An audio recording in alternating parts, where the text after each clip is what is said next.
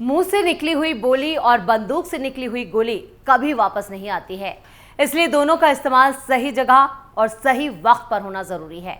लेकिन राजनीति में ऐसा नहीं होता है। चाहे बोली हो या गोली, दोनों ही नेताजी के फेवरेट हैं। पर कभी कभी बोली की वजह से नेताओं को ऐसी मुसीबत से गुजरना पड़ता है जिसके बारे में उन्होंने सोचा भी नहीं होता है।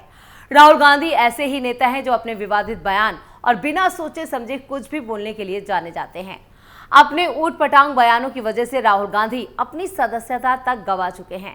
हालांकि बाद में उनकी सदस्यता बहाल कर दी गई थी, लेकिन अब राहुल गांधी एक और मानहानि के केस में फंस गए हैं।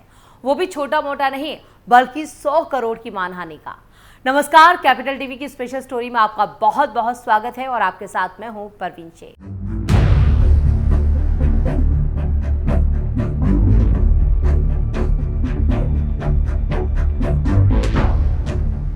आ बैल मुझे मार, ये कहावत आपने कहीं ना कहीं जरूर सुनी होगी, लेकिन महाराष्ट्र में कांग्रेस पार्टी ने यही किया है।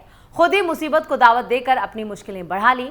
दरअसल बीजेपी के राष्ट्रीय महासचिव विनोद तावड़े ने कांग्रेस के 3 सीनियर नेताओं को मानहानि का नोटिस भेजा है। इन नेताओं में कांग्रेस अध्यक्ष मल्लिकार्जुन खड़गे, लोकसभा सांसद राहुल गांधी और कांग्रेस पार्टी की प्रवक्ता सुप्रिया श्रीनेत भी शामिल हैं, जिन पर तावड़े ने मानहानि का दावा ठोक दिया है।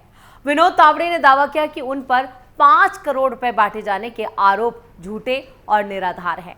तावड़े ने शिकायत की है कि ये आरोप पार्टी बीजेपी की संभावनाओं को नुकसान पहुंचाने और सही सोच रखने वाले लोगों की नजर में मुझे बदनाम करने की एकमात्र इरादे से लगाए गए हैं।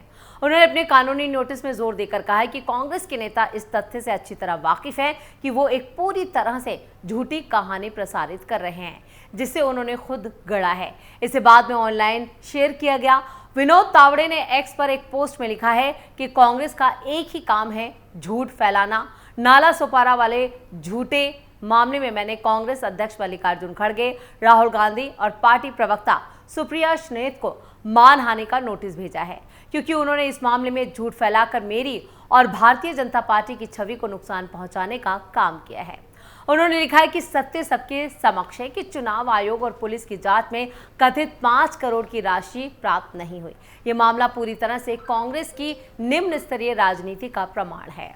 नाला सोपारा विधानसभा क्षेत्र में विवाद। आपको बता दें कि विनोद तावड़े पर यह आरोप सबसे पहले वोटिंग शुरू होने से 24 घंटे पहले एक क्षेत्रीय पार्टी बहुजन विकास अघाड़ी यानी BVA ने लगाए थे। BVA ने आरोप लगाया कि बीजेपी पार्टी के नाला सुपारा उम्मीदवार राजन नाइक मतदाताओं को प्रभावित करने के लिए तावड़े की मौजूदगी में नकदी यानी कैश बांट रहे थे।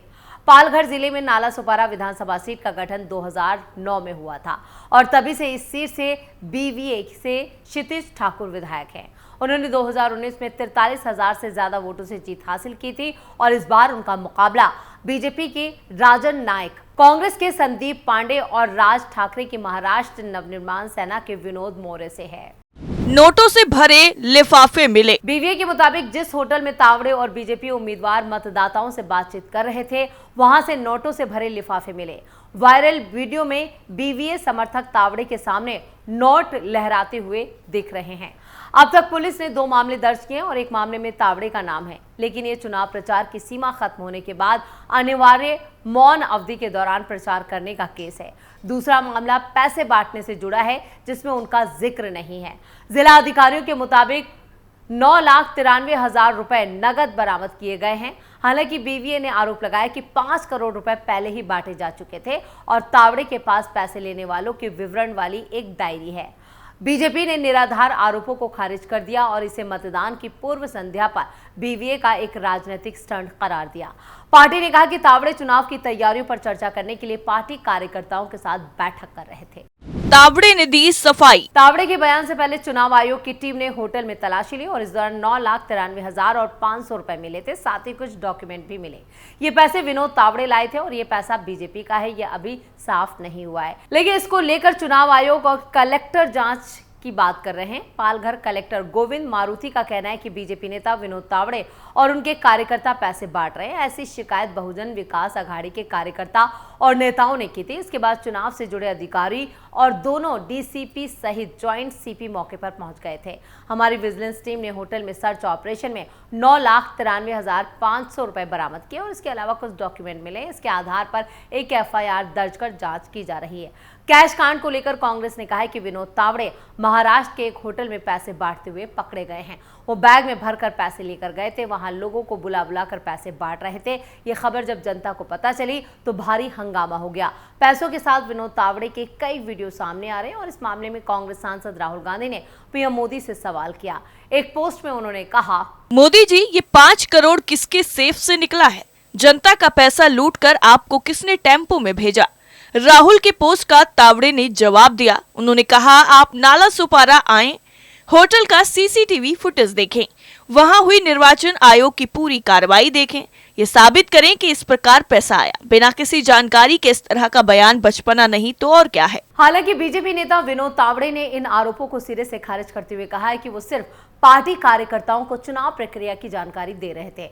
विनोद तावड़े ने रिपोर्टरों से कहा, विरार पालघर का विवांता होटल ठाकरे परिवार का है। मैं इतना बेवकूफ नहीं हूँ कि उनके होटल में जाकर पैसे बांटूं। बीजेपी नेता ने कहा है कि वो 40 साल से राजनीति में है और नियमों कानूनों से अच्छी तरह वाकिफ है, खासकर चुनाव से पहले चुनाव आचार संहिता के बारे में।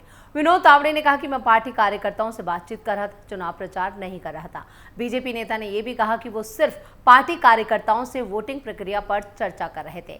विपक्षी यानी कि महाविकास अघाड़ी के नेताओं ने चुनाव आयोग से इसकी विस्तृत जांच की मांग की है। विनोद तावड़े ने इस बात पर हैरानी जताई कि राष्ट्रीय नेता इस मुद्दे पर कूद पड़े। उन्होंने कहा कि बीजेपी वाले अब इतने भी भूले नहीं हैं कि विपक्षी पार्टियों के होटल में पैसा बांटे। उन्हें इतनी समझ तो होनी चाहिए कि ये दोहराते हुए कि उनके पास से कोई पैसा नहीं मिला। विनोद तावड़े ने चुटकी ली और कहा कि राहुल गांधी और सुप्रिया सुले ने जो 5 करोड़ रुपए देखे हैं वो मुझे भिजवा दें, वो मेरे बैंक खाते में जमा करा सकते हैं। पुलिस ने पालघर के होटल में वोटरों को कथित रूप से नकदी बांटने के मामले में तावड़े, बीजेपी उम्मीदवार राजन नायक और अन्य के खिलाफ 2 एफआईआर दर्ज की है। बीजेपी और बहुजन विकास अघाड़ी के पदाधिकारियों के खिलाफ कथित तौर पर प्रेस कॉन्फ्रेंस को संबोधित करने की कोशिश करने के लिए एक अलग प्राथमिकी दर्ज की गई है। तीनों मामले पालघर जिले से तुलिंज पुलिस थाने में विधानसभा चुनाव के लिए लागू आदर्श आचार संहिता के कथित उल्लंघन के लिए दर्ज किए गए हैं। कांग्रेस और एनसीपी भी विवाद में कूदी। कांग्रेस भी इस विवाद में कूद गई और इसके साथ उनके सहयोगी शरद पवार के नेतृत्व वाली राष्ट्रवादी कांग्रेस पार्टी का गुट भी इसमें शामिल हो गया। सुप्रिया सुले ने कहा कि अगर ये सच है तो मुझे आश्चर्य है कि तावड़े जैसे सीनियर नेता इसमें शामिल थे। ये विवाद सत्ता पर काबिज महायुति और विपक्षी गठबंधन महाविकास अघाड़ी गठबंधन के बीच चल रही राजनीतिक रसाकशी की आग में घी डालने वाला है। इससे पहले चुनाव आयोग ने वोट के लिए नकदी बांटने के खिलाफ कदम उठाते हुए नेताओं के बैगों की जांच भी की थी। पूर्व मुख्यमंत्री उद्धव ठाकरे ने अपनी बैग की तलाशी के लिए आपत्ति जताकर इस विवाद को हवा दे दी थी। उन्होंने पूछा था, क्या सत्ता पर काबिज पार्टी के नेताओं के बैगों की भी तलाशी ली गई थी? इसके बाद सीनियर बीजेपी नेताओं और मुख्यमंत्री एकनाथ शिंदे समेत उनके सहयोगी दलों के नेताओं के बैगों की भी तलाशी ली गई थी। महाराष्ट्र विधानसभा चुनाव के जो नतीजे हैं वो पूरी तरह से सामने आ चुके हैं। महायुति एक बार फिर सत्ता पर काबिज होने जा रही है, जिसको लेकर बीजेपी जो है वहां पर सबसे बड़ी लार्जेस्ट पार्टी बनी है।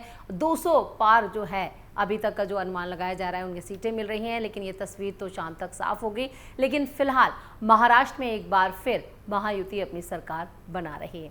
आपको बता दें कि 20 नवंबर को मतदान से पहले नासिक के एक होटल से भी 1 करोड़ 98 लाख रुपए जब्त किए गए थे। नासिक के जिला मजिस्ट्रेट जलज शर्मा ने कहा था कि वहां से 1 करोड़ 98 लाख रुपए जब्त किए गए हैं।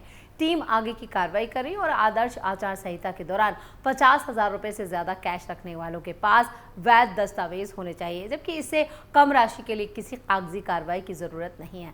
अधिकारियों ने बताया कि इससे पहले 12 नवंबर को ठाणे पुलिस ने नवी मुंबई नेरूल के सेक्टर 16 में एक रो हाउस से 2.5 करोड़ रुपए जब्त किए थे। लेकिन अब राहुल गांधी एक नए मानहानि के मामले में फंस गए हैं, जो उनकी मुश्किलें बढ़ाने वाला है।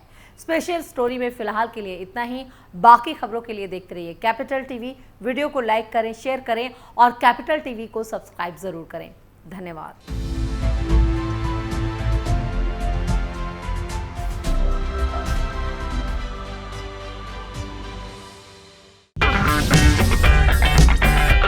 अगर आपको हमारा वीडियो पसंद आया हो तो इसे लाइक करें, हमारे चैनल को सब्सक्राइब करें और हाँ, बेल आइकन दबाना ना भूलें ताकि आप तक हमारे वीडियो की नोटिफिकेशन पहुंचती रहे। आप अपना सुझाव हमें कमेंट बॉक्स में दे सकते हैं। हमारे साथ जुड़ने के लिए शुक्रिया।